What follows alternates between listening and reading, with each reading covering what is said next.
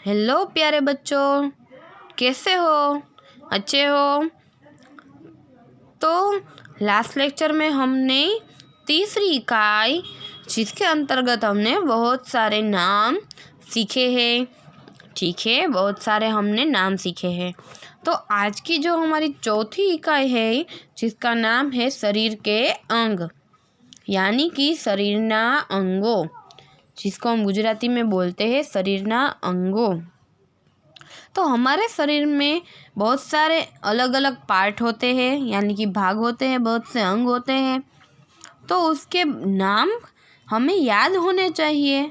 ठीक है, तो उस सब के नाम यहाँ पर हम सीखेंगे। ठीक है, चलिए स्टार्ट करते हैं। तो शुरू करते हैं हमारी चौथी इकाई। सिर से लेकर पाँव तक सभी अंग हम सीखेंगे।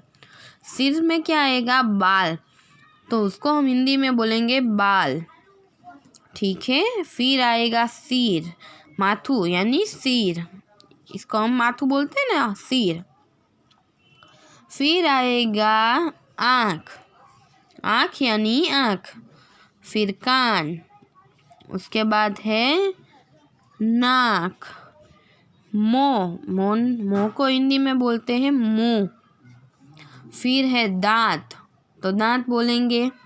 फिर आएगा गला यानी गर्दन, उसको हिंदी में हम बोलेंगे गर्दन। गर्दन के बाद क्या आएगा?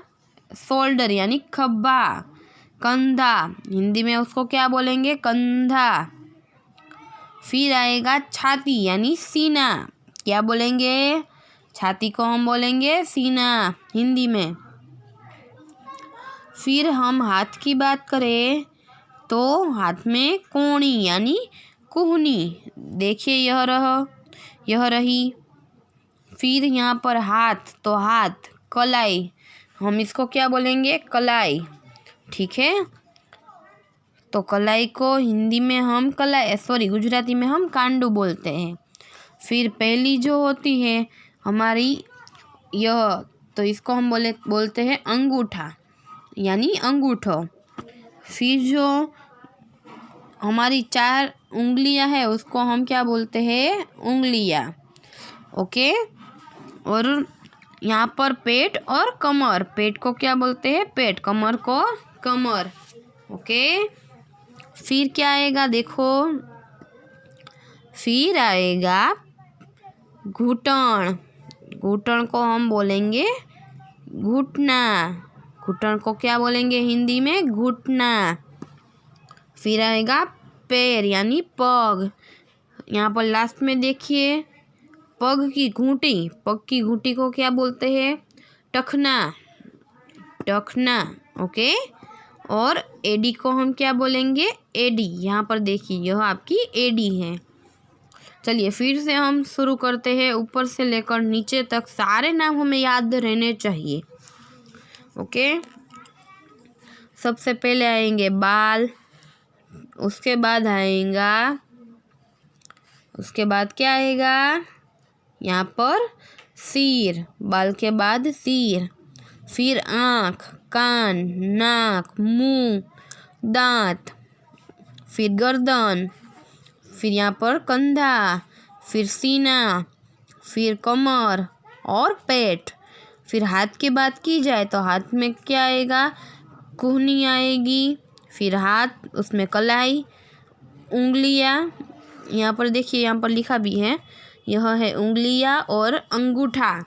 फिर पैर की बात की जाए तो उसमें घुटन यानी घुटना। फिर आएगा टखना यानी पगनी घूंटी, और फिर आएगा एडी यानी एडी। ठीक है, तो यह सब नाम तो आपको अच्छी तरह से याद ही रखने हैं, इसमें कोई हमें नहीं करवा सकता, क्योंकि यह तो नाम आप सबको आता ही है। गुजराती में हम सबको पता ही है कि किसको क्या बोलते हैं, लेकिन अब हमको क्या करना है? हिंदी के नाम याद रखने हैं।